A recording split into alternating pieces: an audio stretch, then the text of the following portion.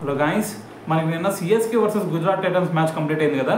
So ఈ మ్యాచ్లో చూసుకుంటే 83 రన్స్ తేడాతో సిఎస్కే గుజరాత్ టైటన్స్ని చిత్తు చేసింది. అయితే ఈ మ్యాచ్ తర్వాత మరి గుజరాత్ టైటన్స్ కెప్టెన్ అయిన శుభ్మన్ గిల్ దీని గురించి ఎలా రియాక్ట్ అవుతున్నాడో అనే దాని గురించి క్లియర్గా మాట్లాడదాం. అయితే దానికంటే ముందు వచ్చేసరికి మనకి మ్యాచ్ ఓవరాల్ సినారియో ఒకసారి క్లియర్గా చూద్దాం.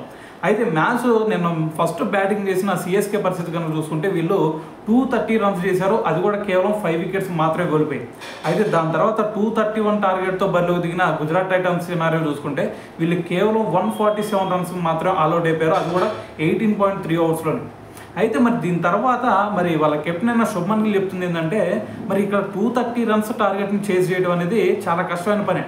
కానీ మేము మ్యాచ్ ఎక్కడ ఓడిపోయామంటే మరి పవర్ ప్లేలోనే మా నుంచి వీళ్ళు మ్యాచ్ లాగేసుకున్నారు. దాని తర్వాత మిడిల్ ఓవర్స్లో చూసుకుంటే వాళ్ళ బ్యాట్స్మెన్స్ని మేము కట్టడి చేయలేకపోయాం. సో దానివల్ల అప్పుడే మాకు అనిపించింది ఖచ్చితంగా ఈ మ్యాచ్ మా చేతిలో నుంచి జారిపోయింది అని చెప్పేసి మాకు అప్పుడే అనిపించింది. సో మరి దానివల్ల మాకు కొంచెం ప్రెజర్ బిల్డప్ అయింది. ఎందుకంటే మరి వాళ్ళు చూసుకుంటే ప్లే ఆఫ్స్ రేస్లో లేరు. మరి ప్లే ఆఫ్స్ రేస్లో లేని టీమ్స్ మరి ఏదైతే అది అయింది అని చెప్పేసి దూకుడుగానే వాళ్ళు ఆడుతూ ఉంటారు. కానీ మేము చూసుకుంటే ఇక్కడ కొంచెం ప్రెజర్ సిచ్యువేషన్లో ఉన్నాం. ఎందుకంటే మేము ఆ 1-2 పొజిషన్లో ఉండాలి అనే ఉద్దేశంతో మేము అంత దాడిగా ఆడలేకపోయాం. సో వాళ్ళు చూసుకుంటే పోయేదేమీ లేదు అన్న విధంగా వాళ్ళు మా మీద డామినేట్ చేశారు పూర్తిగా.